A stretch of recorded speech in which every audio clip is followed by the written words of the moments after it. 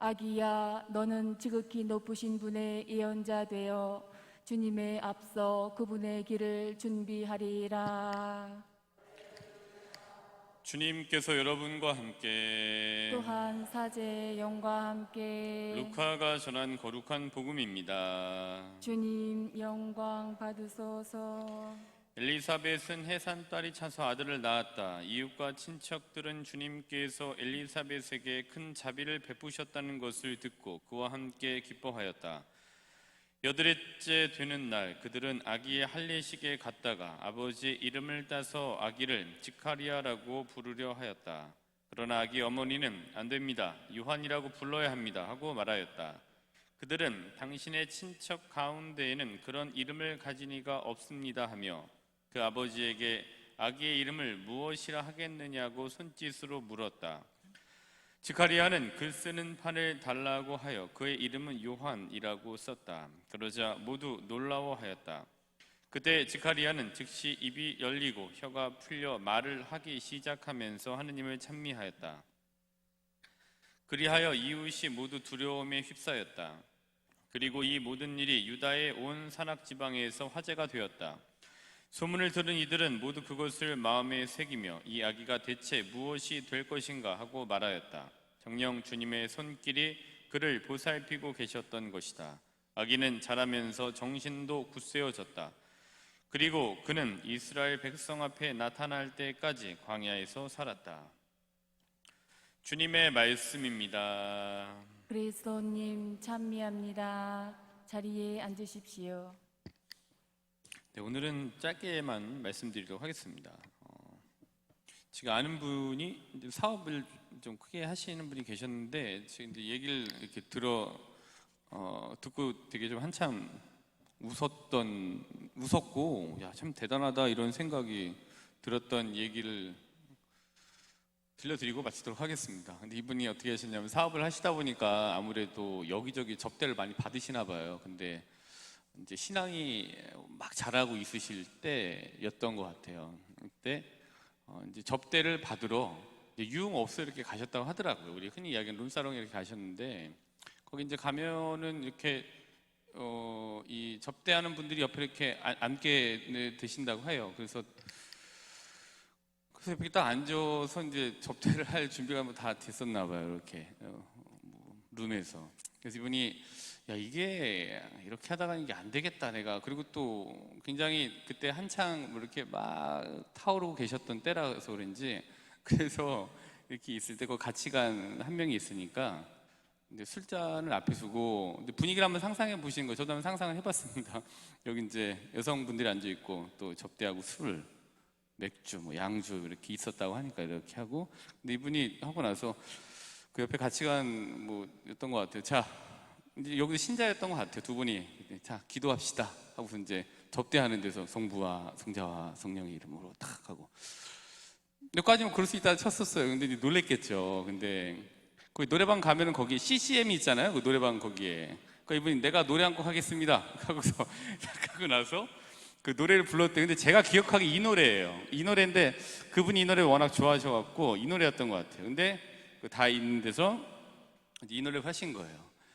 접대하는 눈사롱에서 사랑합니다 나의 예수님 사랑합니다 아주 많이요 띡 거기 대장이었던 마담이라는 한 사람이 그 전원을 딱 뽑더니 초장부터 재수없게 이런 스님이 왔고 그냥 나가라고 안 판다고 그래갖고서 오늘 장사 안 한다고 하고 다 나가라고 그래갖고서 이제 쭉 나왔다. 그래서 그 다음부터 아마 그 업체랑은 이제 그런데 안 가게 됐다 뭐 이런 얘기를 하셨던 기억이 났습니다. 아, 참 재밌었어요. 제가 그 얘기 듣고서 우선 저희는 듣고서 그게 뭐 재밌다 하는데 사실 당시 상황에서 성호경을 긋고 그 다음에 그 내에서 사랑합니다 나의 예수님을 부를 수 있다라는 거는 대단한 깡다구라고 봐요. 예, 그런 상황에서.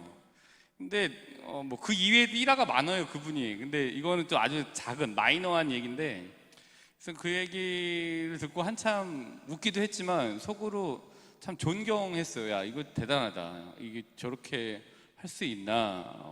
누가 저렇게 할까? 생각이 들었습니다. 그러고 나서 이제 지나고 나서 봤더니 저분이 저렇게 할 수 있었던 이유는 뭘까 이제 생각해 봤죠. 특별히 오늘 세례자 요한 대축일을 맞아서 그러니까 자기가 뭐 하는 사람인지를 확실히 알았던 것 같아요. 예, 사업하는 사람이었지만 자기가 누구를 믿고 있고 그다음에 누구를 믿기 때문에 뭘 해야 되는지에 대한 본인의 아이덴티티가 확실했기 때문에 그렇게 할 수 있었던 것 같아요. 그리고 개인적으로 또 용기도 있으셨고 깡다구도 있으셨기 때문에 배짱이 있으셨기 때문에 그런 게 가능하지 않았나 이런 개인적으로 한번 생각해 봤습니다. 근데 중요한 거는 자기가 무엇을 하는 사람인지 또 뭘 해야 되는 사람인지 또 사회에서 사업을 하지만 어디에 속해 있는 사람인지에 대한 신원의식이 확실했기 때문에 가능했던 것 같고 그거를 배짱을 갖고 어디에 서든지 간에 할 말은 하고 해야 할 일은 하고 그다음에 대신 그거를 뭐 누구한테 막 강요하거나 그러지 않고 겸손하게 자기 했던 것에 대해서 이렇게 행동을 하고 그렇게 했다는 것을 증언할 수 있게 된 것 같아요. 그래서 우리가 내가 뭐 하는 사람인지 세례자 요한 대축일을 맞아서 한번 또 나는 어디에 속한 사람인지를 한번 좀 보시는 게 좋을 것 같다라는 생각이 들어서 이제 말씀을 드렸습니다. 다른 이야기 준비했었어요. 근데 미사 이렇게 뒤에 있으면서 그거는 이 비도 오는데 또 습기도 많은데 또 이것저것 찾다 보면은 서로 좀 불편하겠다라는 생각이 들어서 요 얘기를 했습니다. 오늘 루카복음 1장 66절에 보시면은 도대체 이야기가 무슨 사람이 될 것인가? 루카복음 3장에서 한번 찾아보시면 좋겠습니다. 루카복음 3장 4절부터 17절, 19절, 하여튼 뭐 거기 한번 쭉 찾아보세요. 집에 가셔서 찾아보셔도 되고요. 거기 보시면은 세례자 요한은 어떤 사람이었는가? 할 말은 하는 사람이었다. 해야 될 말은 해야 되는 사람이었다. 그리고 좀 겸손했다. 이유인즉슨 3장 4절 자기가 무엇을 해야 되는지에 대한 죄의 용서를 위한 회개의 세례를 선포했고 대상이 누구였느냐? 3장 7절 군중들이었습니다. 그리고 3장 12절부터 14절 보시면은 세리들과 군사들이었어요. 그 3장 19절 20절을 보시면은 헤로데에게도 그랬어요. 헤로데에게 미움을 받았죠.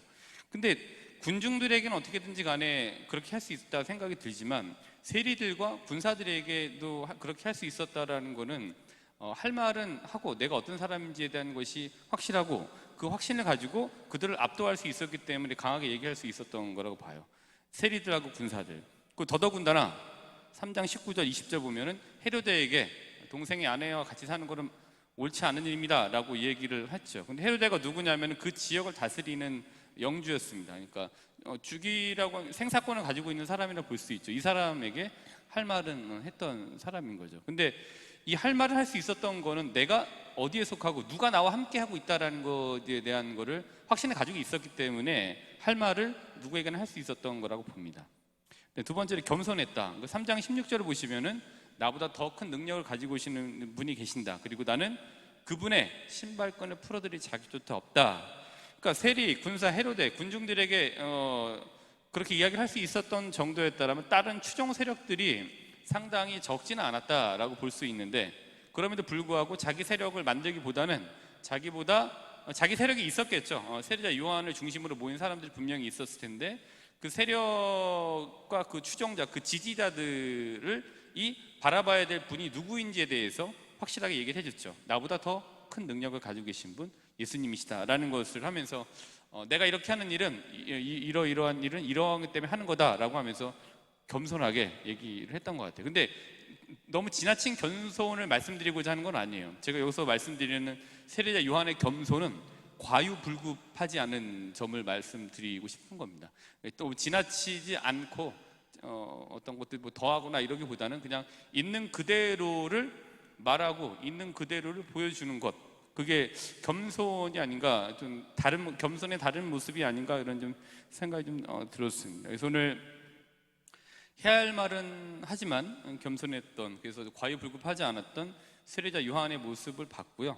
이러한 모습의 배경에는 분명한 신원의식이 있었기 때문에 가능했던 것 같아요. 내가 어디에 속하고 무엇을 해야 되는 사람인지, 즉 그 아이디의 배경에는 주님께서 함께 계시다, 또 난 여기에 속한 사람이기 때문에 나는 이러이러한 걸 해야 된다라는 거를 거기에 대한 이제 분명함이 있었던 거죠. 그래서 우리 세례자 요한 대축일을 맞아서 하느님께서 함께 계시다라는 확고함, 그리고 나는 거기에 속해 있는 사람이다라는 신혼의식을 분명하게 확인하고 다지는 오늘을 보내시도록 미사 안에서 하느님께 은총을 구하도록 합시다.